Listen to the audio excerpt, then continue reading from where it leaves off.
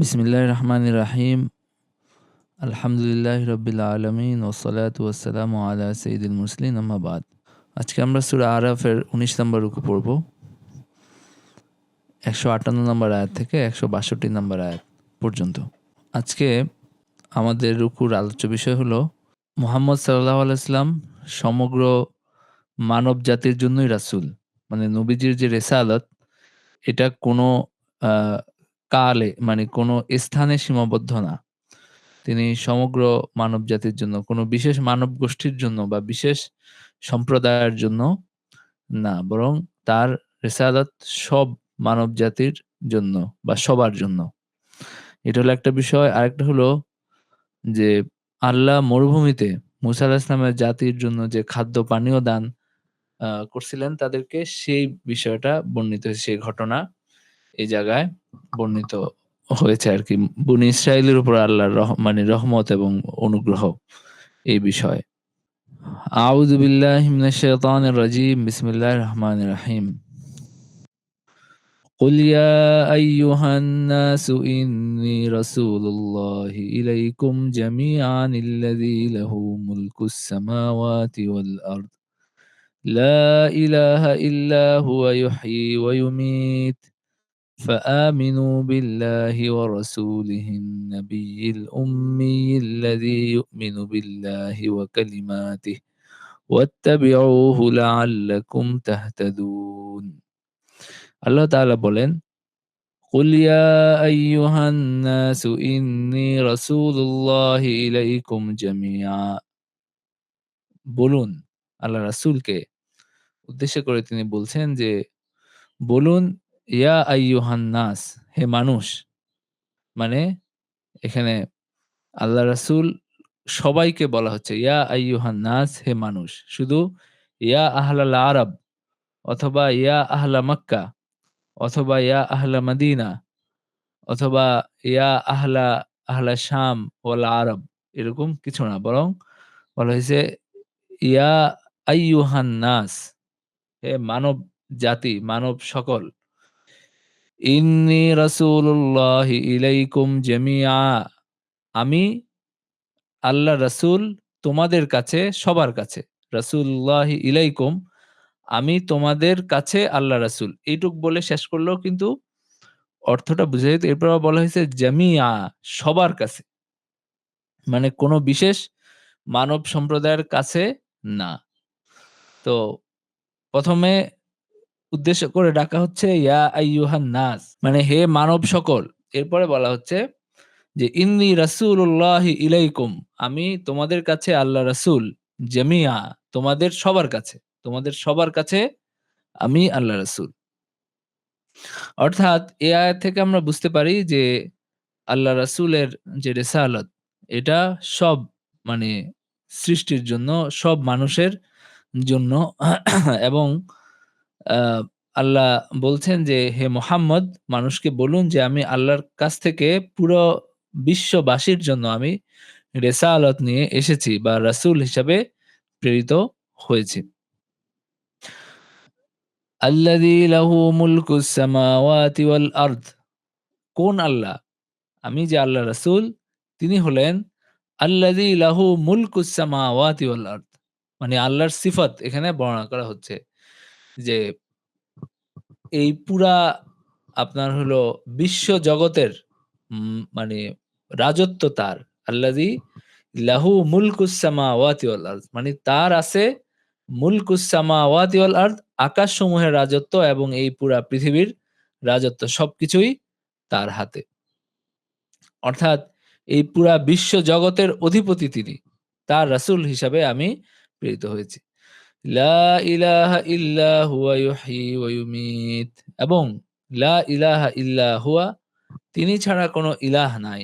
তিনি ছাড়া, এই আল্লাহ রাব্বুল আলামিন, তিনি ছাড়া কোনো ইলাহ নাই। ইউহয়ি ওয়া ইউমিত, তিনি হলেন আ জীবন দান করেন এবং মৃত্যু তিনি দান করেন। জীবন এবং মৃত্যু একমাত্র তারই হাতে।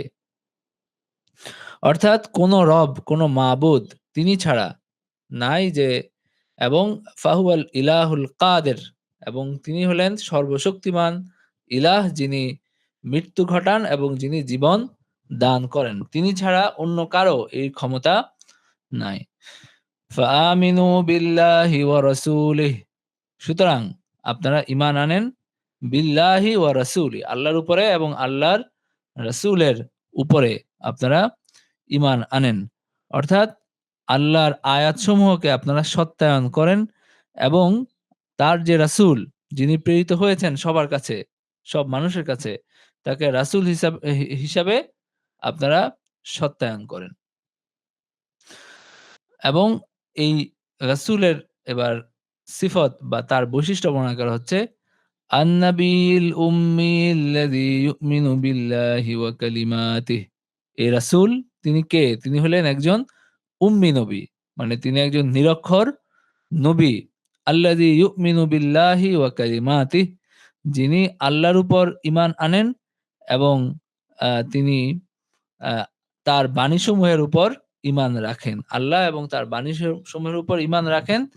এই উম্মি নবী তার উপরে আপনারা ঈমান আনেন।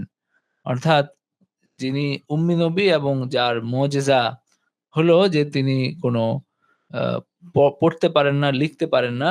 তিনি আল্লাহর যে কিতাবসমূহ আর পূর্ববর্তী যে কিতাব আছে এগুলোকেও তিনি সত্যায়ন করেন। তার উপরে এবং তার মানে তার উপরে ছাড়া অন্যান্যদের উপরে যেগুলো আসছে, মানে যেমন আমরা যদি বলি যে আপনার তাওরাত, জাবুর, ইনজিল এই কিতাবগুলো এবং ইব্রাহিম আলাইহিস সালামের সহিফা, মুসা আলাইহিস সালামের সহিফা, হ্যাঁ? এগুলোর উপর তিনি এগুলোকে সত্যায়ন করেন। এরকম না যে আমি নিয়ে আসছি এটাই সত্য আর আগের সবকিছু ভুল, এরকম না। বরং পূর্ববর্তী আসমানি কিতাবগুলোকে তিনি সত্যায়ন করেন। ওয়াত্তাবাউহু লাআল্লাকুম তাহতাদুন, এবং আল্লাহ আবার নির্দেশ দিচ্ছেন। ১ম বলছেন ফাআমিনু বিল্লাহি ওয়া রাসূলিহি, আপনারা ঈমান আনেন আল্লাহর উপরে এবং এই রাসূলের উপরে যিনি একজন উম্মি নবী এবং যিনি আল্লাহ এবং তার বাণীসমূহের উপর ঈমান রাখেন। ওয়াত্তাবু ওয়াত্তাবাউ ওয়াত্তাবিউহু লাআল্লাকুম তাহতাদুন, এবং আপনারা তাকে অনুসরণ করেন লাআল্লাকুম তাহতাদুন, হয়তো আপনারা হেদায়েত লাভ করতে পারবেন।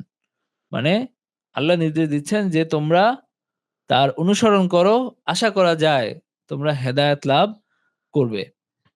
মানে লাআল্লাকুম তাহতাদুন, হয়তো আল্লাহ তোমাদেরকে হেদায়েত দান করতে পারেন।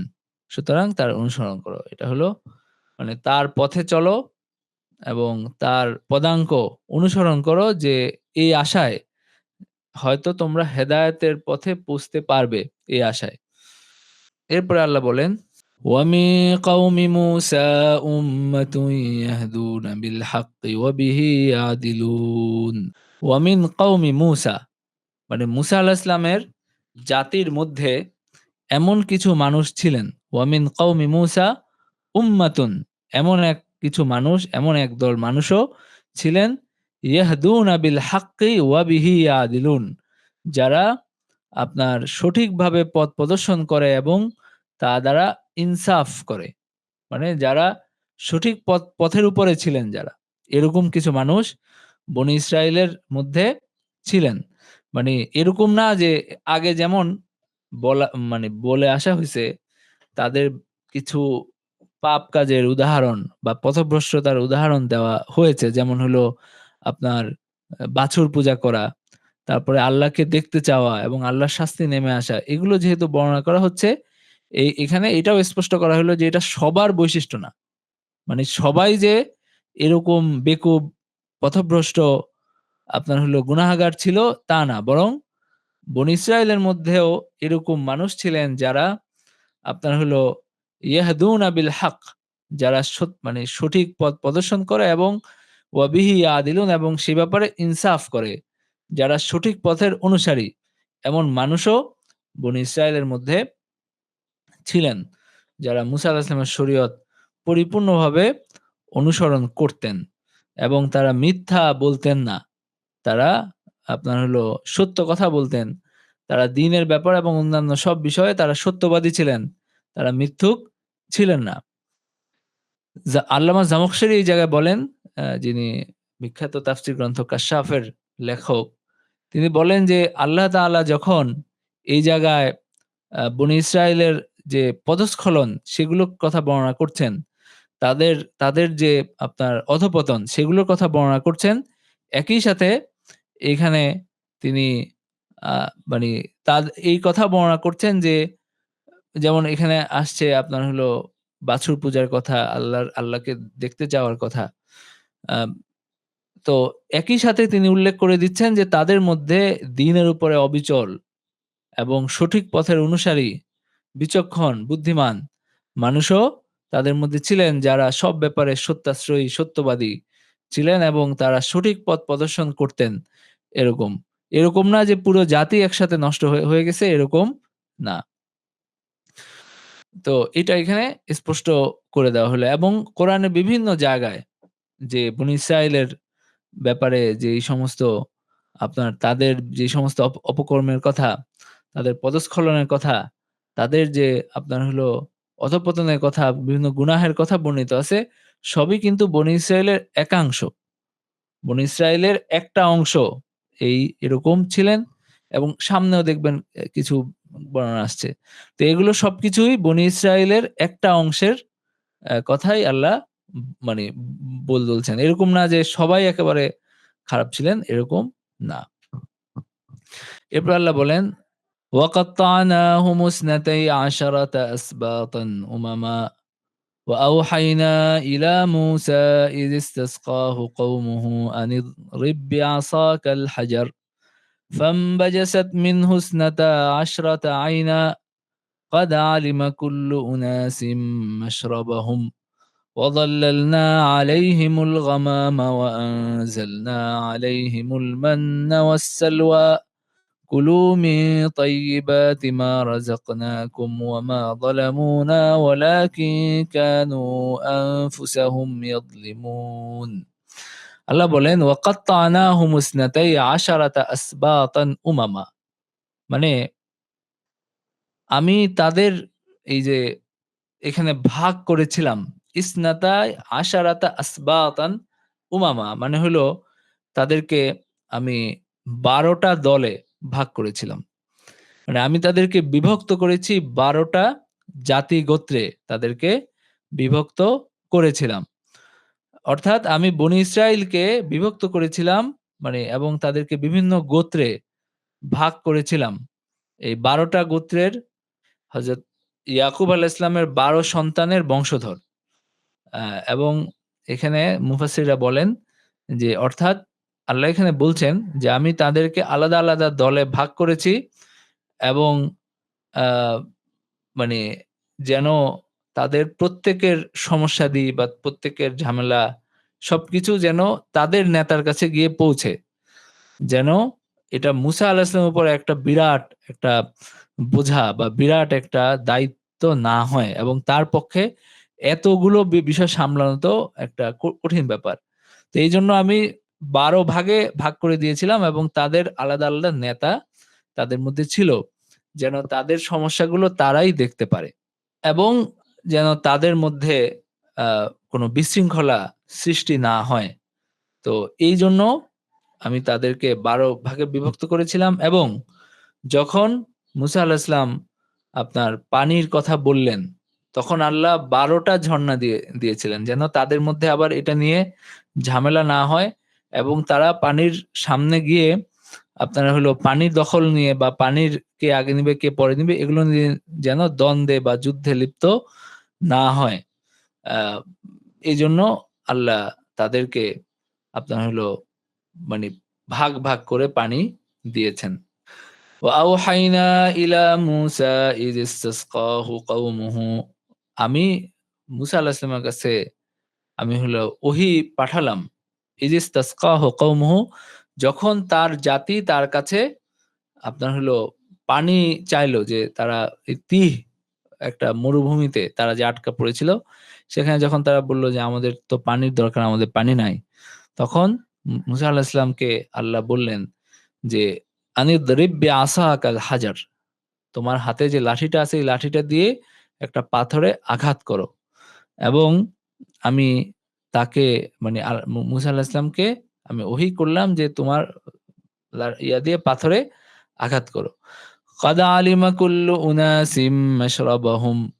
এই যে এখানে ১২ টা ভাগে যে বিভক্ত হয়ে ঝর্ণা বের হলো, প্রত্যেকটা মানে গোত্র তাদের নির্দিষ্ট ঝর্ণা চিনতে পারত আরকি। যেকোনোভাবে তারা বুঝেছিল কোনটা তার। কাদ আলিমা কুল্লু উনাসিম মাশরাবাহুম। মানে প্রত্যেকটা মানুষ তার যে আ আপনার হলো তাদের যে নির্দিষ্ট ঝর্ণা সেটা তারা চিনতে পারত বা সে ব্যাপারে তারা জানতো। নিজেদের পানস্থান তারা চিনে নিল আরকি। কাদ আলিমা কুল্লু উনাসিম মাশরাবাহুম। না, এর আগে ফামবাজাসাত মিন হুসনাতা আশরাতা আইনা আনিদরিব বিআসাকাল হাজার, মানে মুসা আলাইহিস সালামকে আল্লাহ লাঠি দিয়ে আঘাত করতে বললেন। এরপরে ফামবাজাসাত মিন হুসনাতা আশরাতা আইনা, মানে এই থেকে এই আপনার এই পাথর থেকে অনেকগুলো ঝর্ণা বের হলো। ইসনা আশারাতা আইনা, ১২ টা ঝর্ণা বের হলো এবং প্রত্যেকটা জাতি চিনে নিল যে তাদের আ ঝর্ণা কোনটা। এবং এখানে আল্লামা তাবারি এই জায়গায় বলেন যে আপনার একদল আরেক দলের যে ঝর্ণা সেখানে তারা মানে তাদের নিয়ম করে দেওয়া হয়েছিল যে প্রত্যেকে নিজের ঝর্ণা থেকেই পানি নিবে। এরকম না যে ঐখান থেকে নিল, ঐখান থেকে ঝর্ণা বিশেষায়িত করে দেওয়া হয়েছিল যে প্রত্যেকটা গোত্র তাদের নির্দিষ্ট ঝর্ণা থেকেই পানি নিবে। এটা আল্লাহর বিরাট একটা অনুগ্রহ ছিল যেন তাদের মধ্যে কোনো ঝামেলা না হয়। وَظَلَّلْنَا عَلَيْهِمُ الْغَمَامَ وَأَنزَلْنَا عَلَيْهِمُ الْمَنَّ وَالسَّلْوَىٰ। এই যে এই তিহ মরুভূমিতে তারা আটকা পড়ল, এখানে আমি তাদের উপরে মেঘ দান করেছিলাম যেন তাদের আপনার রোদে তাদের কষ্ট না হয়। অ্যা এ মানে তাদের তারা যখন চলত তখন তাদের সাথে মেঘও চলত। মানে আল্লাহ তাদের উপরে মেঘ দিয়ে দিছিলেন যেন অনেক বেশি রোদে তাদের কষ্ট না হয়। তো এখানে রুহুল মাআনিতে, তাফসিরে রুহুল মাআনিতে এভাবে মানে বলা হয়েছে বা ব্যাখ্যা করা হয়েছে যে যখন তারা চলত, মেঘও চলত। তারা যখন একটু আগাইতো তখন মেঘও তাদের সাথে আগাইতো তাদের কবিলা অনুযায়ী। এবং তারা যখন থেমে যেত তখন মেঘও তাদের উপরে মানে থামতো। মানে এটাও আল্লাহর একটা বড় নেয়ামত ছিল। ওয়ানজালনা আলাইহিমুল মান্না ওয়াসসালওয়া, এবং আমি তাদের উপরে নাজিল করেছিলাম আপনার তৈরি খাবার। তৈরি খাবার আমি তাদের উপরে নাজিল করেছিলাম। এরকম এমনিতে সবকিছুই তো আল্লাহর দান। মানে আমরা এই যে ফল-ফসল খাই নিয়মিত, এই সবকিছুই আল্লাহর পক্ষ থেকে আসে। কিন্তু তাদের জন্য যেটা বিশেষ ছিল সেটা হলো তাদেরকে একদম তৈরি করা খাবার। তাদেরকে যেহেতু এটা মরুভূমি ছিল, আকাশ থেকে একদম তৈরি করা খাবারই তাদের উপরে নাজিল করা হয়েছিল। এর মধ্যে মান্না ওয়াসসালওয়া, যেটা বলা হয়, যেটা আপনার একটা মিষ্টান্নের মতো ছিল, যেটা মানে আপনার ইয়ার উপরে পড়তো, একটা গাছের উপরে পড়তো আকাশ থেকে। সেখান থেকে তারা এগুলোকে জমা করতো এবং খাইতো। একটা মান বলতে একটা মিষ্টান্ন ধরনের একটা আপনার খাবার আরকি। আর সালোয়া হলো আপনার এটা হলো পাখির গোশত ভুনা অবস্থায় এটা আকাশ থেকে পড়তো এবং তারা কোনো পরিশ্রম ছাড়াই তাদের খাবার তারা পেত। এরপর আল্লাহ বলেন, কুলু মিন তাইয়্যিবাতি মা রাযাকনাকুম, এবং আমি তাদেরকে বললাম যে তোমরা এই যে এই আপনার পবিত্র খাবার থেকে তোমরা খাবার খাও। কুলু মিন তাইয়্যিবাতি মা রাযাকনাকুম। আমি তোমাদেরকে যে খাবার দিয়েছি, যে রিজিক দিয়েছি এখান থেকে তোমরা খাবার খাও। ওয়ামা যালামুনা ওয়ালাকিন কানু আনফুসাহুম ইয়াযলিমুন। আমি আ মানে তারা আমার উপরে জুলুম করে নাই, বরং তারা নিজেদের উপরে জুলুম করেছিল। মানে আ এখানে আ এই নেয়ামত যে তাদের পছন্দ হয় নাই। এই নেয়ামত মানে রেডিমেড খাবার পাচ্ছে এটা তাদের পছন্দ হয় নাই। তারা বলছে যে আমাদেরকে আমরা রসুন, পেঁয়াজ, ডাল, সবজি এগুলো আমরা চাই। আমরা ভাত, রুটি এগুলো চাই। এরকম এই সেট মেনু আমরা চাই না। এ ধরনের রেডিমেড খাবার আমরা চাই না। তো এখানে আল্লাহ বলছেন যে, "ওয়ামা যালামুনা", আমি আমার উপরে তারা জুলুম করে নাই। বরং এই যে এই নিয়ামত যে তাদের পছন্দ হয় নাই বা তারা যে এটার অকৃতজ্ঞতা করছে, হ্যাঁ? এবং আল্লাহর শাস্তির অ্যা ব্যাপারে তারা মানে তাদের যে অ অকৃতজ্ঞতার কারণে এটা বন্ধ হয়ে গেছিল আরকি। তাদের বিভিন্ন অকৃতজ্ঞতার কারণে, বিভিন্ন গুনাহের কারণে। তো যাই হোক ওয়ামা যালামুনা ওয়ালাকিন কানু আনফুসাহুম ইয়াদলিমুন। তো তাদের নিজেদের উপর জুলুম করেছে তারা এবং এটা বন্ধ হয়ে গেছে। এরপরে আল্লাহ বলেন যে এটা বিস্তারিত আমাদের এই যে সূরা বাকারায় এটা বিস্তারিত আসছে। আমরা পড়ে আসছি সূরা বাকারায় সেখানে কিভাবে তারা দাবি করল এবং তাদেরকে আল্লাহ একটা গ্রামে প্রবেশ করতে বললেন সেটা সেখানে আরো বিস্তারিত আছে। তো আল্লাহ বলেন তারা নিজেদের উপরেই জুলুম করত আরকি। এরপর আল্লাহ বলেন وَإِذْ قِيلَ لَهُمُ اسْكُنُوا هَٰذِهِ الْقَرْيَةَ وَكُلُوا مِنْهَا حَيْثُ شِئْتُمْ وَقُولُوا حِطَّةٌ وَادْخُلُوا الْبَابَ سُجَّدًا نَغْفِرْ لَكُمْ خَطِيئَاتِكُمْ সানাজিদুল মুহসিনিন। আল্লাহ বলেন যে ওয়াইজ কিলা লাহুম উসকুনু হাযিহিল কারিয়া যখন তাদেরকে বলা হলো যে তোমরা এই গ্রামে থাকো। মানে ওই যে তাদের দাবির প্রেক্ষিতে তাদেরকে একটা গ্রাম আল্লাহ দিলেন এবং তাদেরকে বললেন যে তোমরা এই গ্রামে থাকো। ওয়াকুলু মিনহা হাইসু শি'তুম এবং তোমরা এখানে খাও হাইসু শি'তুম যেখানে তোমরা চাও সেখানে তোমরা খেতে পারো এই গ্রামে বসবাস করতে পারো। মানে এই বাইতুল মোকাদ্দাস বা বাইতুল মোকাদ্দাস সংলগ্ন অঞ্চলের কথা এখানে বলা হচ্ছে যে এই জায়গার যে ফল-ফলাদি ফসল যেখানে খুশি তোমরা সেখানে খেতে পারো, থাকতে পারো। ওয়াকুলু হিত্তাতুন নাগফির লাকুম খাতিআতিকুম এবং তোমরা এইখানে ঢোকার সময় বলবা হিত্তাতুন। হিত্তাতুন এখানে ঢোকার সময় তোমরা আল্লাহর কাছে বলবা হেত্তাতুন মানে আমাদের গুনাহ ক্ষমা করেন। হত্তা আন্না যুনুবানা মানে আমাদের গুনাহ আপনি ক্ষমা করে দেন। এটা আল্লাহ বলতে বললেন যে নাগফির লাকুম খাতিআতিকুম তোমাদের এই কথার কারণে তোমরা যদি এভাবে আল্লাহর কাছে ক্ষমা প্রার্থনা করো তাহলে আমি তোমাদেরকে মাফ করে দিব। যে এখানে ঢোকার সময় তোমরা আল্লাহর কাছে ক্ষমা প্রার্থনা করতে ঢুকো তাইলে তোমাদের অপরাধ আমি ক্ষমা করে দিব। এটা আল্লাহ তাআলা বললেন। সানাজিদুল মুহসিনিন এবং যার আপনার হলো আমল সুন্দর হবে আল্লাহর হুকুম পালনের মাধ্যমে এবং তার আনুগত্যের মাধ্যমে তাদেরকে আমি ক্ষমার পরে আরো দিব, আরো বৃদ্ধি করে দিব। মানে ক্ষমার পরে তাদেরকে আমি জান্নাতে প্রবেশ করাবো এবং অনেক নেয়ামত আমি তাদেরকে দান করব। তার মানে হলো যে আল্লাহ এখানে তাদেরকে ক্ষমার প্রতিশ্রুতি দিলেন এবং নেক আমল করলে সেটার প্রতিদানেরও প্রতিশ্রুতি দিলেন। কিন্তু তারা যেটা করল فَبَدَّلَ الَّذِينَ ظَلَمُوا مِنْهُمْ قَوْلًا غَيْرَ الَّذِي قِيلَ لَهُمْ যারা জালিম আল্লাযীনা যালামু সবাই না। যারা জালিম তাদের সম্প্রদায়ের মধ্য থেকে যারা মানে জুলুম করছে তাদের মধ্যে ফাবাদ্দালাল্লাযীনা যালামু মিনহুম তাদের মধ্য থেকে যারা জুলুম করেছিল তারা পরিবর্তন করল। কাওলান গায়রাল্লাযী কিলা লাহুম তাদের মধ্যে যারা জুলুম করেছিল তাদেরকে যা বলা হয়েছিল তার পরিবর্তে তারা অন্য কথা বলল। মানে তারা এই কথাটাকে পরিবর্তন করল।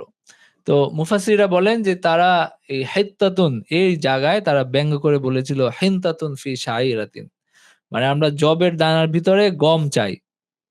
মানে তারা তাদের যে উদগ্র যে আকাঙ্খা তাদের মধ্যে ছিল যে তারা হলো এই আপনার সাধারণ খাবার-দাবার, রুটি, ভাত এগুলো চায়। তো এইটা তারা বলতে তারা ঢুকলো। তারা ওই যে আল্লাহ ক্ষমা প্রার্থনা করতে ঢুকতে বলছিলেন, সেটা তারা মানল না। ফাবাদ্দালাল্লাযীনা যালামু কাওলান গায়রাল্লাযী কিলা লাহুম অর্থাৎ এই জালেমরা আল্লাহর কথাকে পরিবর্তন করলো এবং আ মানে এমন কথা বলল যেটা তাদের বলার কথা ছিল না। তারা মানে হিত্তাতুনের জায়গায় তারা বলল হিনতাতুন ফি শাইরাতিন এবং তাদেরকে বলা হয়েছিল যে তোমরা মাথা নত করে আল্লাহর উদ্দেশ্যে মাথা নত করে তোমরা ঢুকো। মানে আল্লাহর উদ্দেশ্যে সেজদাবনত হয়ে মানে আল্লাহর মানে নেয়ামতের শুকরিয়া আদায় করে সেজদাবনত হয়ে তোমরা ঢুকো। তারা এটাকে বিরোধিতা করার জন্য এটাকে আরো মানে মাথা উঁচু করে মানে নিজেদের মানে নিতম্বের উপর হেঁচড়াতে তারা ঢুকলো। কিছু মানুষ এই ধরনের তাদের মধ্যে ছিল যারা সব কথার মানে অবাধ্যতা কিভাবে করা যায় সেটাই তারা বেশি চেষ্টা করত। فأرسلنا عليهم رجزا من السماء بما كانوا يظلمون। এর ফলে এই যে এই অন্যায় কিছু লোক অন্যায় করলো, এর ফলে আল্লাহ তাদের উপরে নাজিল করলেন রিজজান, শাস্তি নাজিল করলেন বিমা কানু ইয়াজলিমুন, তাদের জুলুমের কারণে তাদের উপরে শাস্তি অবতীর্ণ হলো। অর্থাৎ আমি আকাশ থেকে তাদের উপরে শাস্তি প্রেরণ করলাম তাদের জুলুমের কারণে এবং তাদের বাড়াবাড়ির কারণে, তাদের ধারাবাহিক যে বাড়াবাড়ি আগে এবং পরে এর এর কারণে আমি তাদের উপরে শাস্তি প্রেরণ করলাম। এখানে আ আবু সাউদ এখানে বলেন। আমি আগেও বলেছি যে এটা বিখ্যাত আরেকটা তাফসীর গ্রন্থ, তাফসীর আবু সাউদ, তার লেখক আ আবু সাউদ এখানে বলেন যে এখানে শাস্তির দ্বারা উদ্দেশ্য হলো তাউন বা প্লেগ রোগ। আগে একটা মহামারী ছিল প্লেগ নামে। এখন আর সেটা তেমন নাই। এখন ওই টিকার মাধ্যমে সেটা দুনিয়া থেকে বিলুপ্ত হয়েছে আরকি। তো এই প্লেগ রোগ ছড়িয়ে পড়েছিল, মহামারী তাদের মধ্যে ছড়িয়ে পড়েছিল এবং তাদের প্রচুর সংখ্যক মানুষ সেই মহামারীতে মৃত্যুবরণ আ মানে তাদের মৃত্যু হয় আরকি আ এই রোগে, এই মহামারীতে। এই মহামারীটাকে এখানে শাস্তি হিসাবে উল্লেখ করা হচ্ছে। এখানে এই আয়াতগুলো থেকে আমরা যে শিক্ষা এবং নির্দেশনা পাই, একটা হলো নাম্বার ১, আল্লাহর রাসূলের যে রিসালাত এটা সর্বব্যাপী বা সব মানুষের জন্য, আরবের জন্য, আজমের জন্য, সাদার জন্য, কালোর জন্য, আফ্রিকান, ইউরোপ, মধ্যপ্রাচ্য, এশিয়া সব মানুষের জন্যই আল্লাহর দ্বীন এসেছে। এটা কোনো বিশেষ জনগোষ্ঠীর জন্য না। বরং তিনি সব মানুষের কাছেই তিনি রাসূল।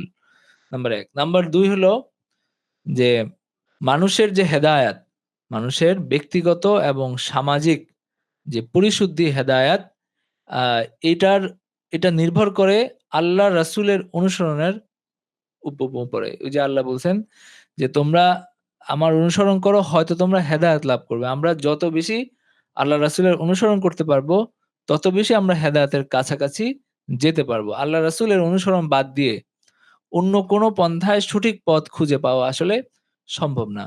কোনো বিষয়েই, কোনো বিষয়েই আসলে সঠিক রাস্তা, সঠিক পথ খুঁজে পাওয়া সম্ভব না। যেই ব্যাপারে আল্লাহ রাসূলের কোনো দিক নির্দেশনা বা মানে সুন্নাহ নাই, সেই ব্যাপারে আমরা যেখানে কোরআন সুন্নাহর কোনো নির্দিষ্ট করে কিছু বলে দেওয়া নাই, সেখানে আমরা নিজেদের বিবেক বুদ্ধি, নিজেদের বিচার বুদ্ধি অনুযায়ী আমরা ফয়সালা করতে পারি। সেটাও ইসলামের শিক্ষা।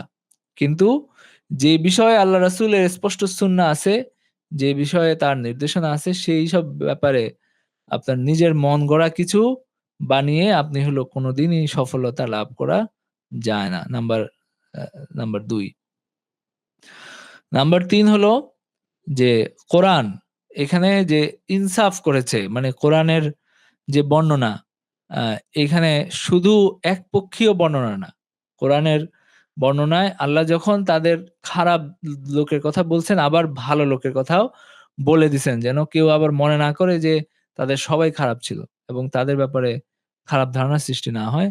তো এটা হলো কোরআনের ইনসাফের একটা উদাহরণ আমরা এই জায়গায় পাই এবং আমাদেরও যখন আমরা কারো ব্যাপারে বা কোনো দলের ব্যাপারে যখন কথা বলি, তখন আমাদের উচিত ভালো খারাপের মানে কিছু মানুষ যে ভালো আছে সেটার কথাও বলা। মানে এরকম যদি আমরা কোনো জাতির ব্যাপারে বলতে থাকি যে তাদের সবাই খারাপ, যেমন এখন ধরেন আমরা ভারতীয়দের ব্যাপারে বা ধরেন হলো অমুসলিম যারা আছে, হিন্দু ধর্মাবলম্বী যারা আছে তাদের ব্যাপারে আমরা যদি এভাবে বলতে থাকি যে এরা সবাই হলো খারাপ, এরা সবাই হলো আপনার অন্যায়ের সহযোগী বা এরা সবাই ভারতের দালাল, হ্যাঁ? এইভাবে বলাটা আসলে সমীচীন না। বরং আ এটাও বলা উচিত যে বহু মানুষ এরকম আছে যাদের মধ্যে ঐরকম কোনো মানে ইয়ে নাই, তারা ভালো। এরকমও বহু মানুষ আছে। তাইলে আমাদের মধ্যে একটা মানে কি যেন বলে সবার প্রতি ব্যাপকভাবে বিদ্বেষ এটা সৃষ্টি না হয়ে বরং কিছু মানুষের ক্ষেত্রে এই এটা যাবে। যেভাবে আল্লাহ এখানে এই মিনাল্লাযিনা যালামু কিছু মানুষের কথা বলছেন। বনী ইসরাইলের সবার কথা বলেন নাই। এরপরে আবার যেটা বললেন ওই যে একটা শহরে প্রবেশ করার সময় যে ঘটনা ঘটছে সেটাও কিন্তু কিছু মানুষের ক্ষেত্রে বললেন এবং এইসব ক্ষেত্রে আমাদেরও এভাবেই বলা উচিত। নাম্বার ৩। নাম্বার ৪ হলো যখন আল্লাহ কোন জাতির উপরে নেয়ামত দান করেন, যখন আল্লাহ কোন জাতির উপরে, কোন ব্যক্তির উপরে, কোন ব্যক্তির কাছে যখন আল্লাহর নেয়ামত আসে, কোন জাতির কাছে, কোন সমাজের কাছে যখন আল্লাহর নেয়ামত আসে তারা যদি এটা শুকরিয়া আদায় না করে, তাইলে সেই নেয়ামত ছিনিয়ে নেওয়া হয়। মানে তারা যদি এইটার কদর না করে। কারণ আল্লাহ যখন নেয়ামত দেন তখন মানুষের দায়িত্ব বৃদ্ধি পায়। যখন দায়িত্ব বেড়ে যায়। এটা আমি আগেও বেশ কয়েকবার বলছি যে যখন নেয়ামত আসে, নেয়ামত আসলে অনেক দায়িত্ব নিয়ে আসে। এবং এই দায়িত্বটা পালন করার নামই হলো শকর। শকর খালি আলহামদুলিল্লাহ বলে, আল্লাহ আমি আপনার শুকরিয়া আদায় করলাম। এটার নাম কিন্তু এটাও শকর। এটাও শুকরিয়ার অন্তর্ভুক্ত। মুখে স্বীকার করা। কিন্তু কাজেও সেটার প্রমাণ রাখা। এটাই হলো শকর। আপনার হলো আ আপনার কাজে যদি আল্লাহর নেয়ামতের প্রকাশ না থাকে, সেটার শুকরিয়া আদায় যদি না থাকে, তাহলে আল্লাহ এই নেয়ামত ছিনে নিতে পারেন। যেমন আমি উদাহরণ দিই যে আমাদের দেশে এখন যে আ একটা পরিবর্তন আসছে। কিছু মানুষের কাছে আ আল্লাহ কিছু মানুষকে অপদস্থ এবং পরাজিত করে অন্য কিছু মানুষকে আল্লাহ ক্ষমতা দিছেন। আল্লাহ বলছেন যে, "তিলকাল আইয়ামু নুদাউিলুহা বাইনান নাস।" মানুষের মধ্যে এই ক্ষমতা ঘুরতে থাকে। মানুষের নানান দলের কাছে ক্ষমতা আসে। তো তারা যদি এখন ক্ষমতা পেয়ে তারাও যদি আগের মতো জুলুমই করে, জুলুম আপনার অপরাধী যে তারও কিন্তু ন্যায় বিচার পাওয়াটা তার আ একটা অধিকার এবং এরকম না যে আপনি নির্বিচারে কোন জনগোষ্ঠীর সবাইকে আপনি হলো অপরাধী সাব্যস্ত করে সবাইকে আপনি হলো একটা খারাপ অবস্থায় রে রে রেখে দিবেন। এটা আসলে কোনোভাবেই সমীচীন না। তো এখন যখন যদি এরাও যদি ন্যায় বিচার করতে ব্যর্থ হয় তাহলে কিন্তু এদেরও আপনার হলো আ কি যেন বলে? এটার জন্য ভুগতে হবে। তো যখন আল্লাহ নেয়ামত দেন, তখন সেটার সাথে দায়িত্ব আসে এবং সেটা যদি মানুষ ঠিকভাবে পালন করতে পারে, তখন এই নেয়ামতটা স্থায়ী হয়। তো যাই হোক, আ এটা আমি প্রসঙ্গক্রমে বললাম এবং এটা অবশ্যই মাত্র ৩ মাস গেছে এবং আরো ভালো অবস্থা সামনে আসবে। আমরা সেটাই আশা করি এবং দোয়া করি আরকি। ঠিক আছে, আমরা এখানে ক্লাস শেষ করে দিচ্ছি। ওয়া আখিরু দাওয়ানা আনিল হামদুলিল্লাহি রাব্বিল আলামিন।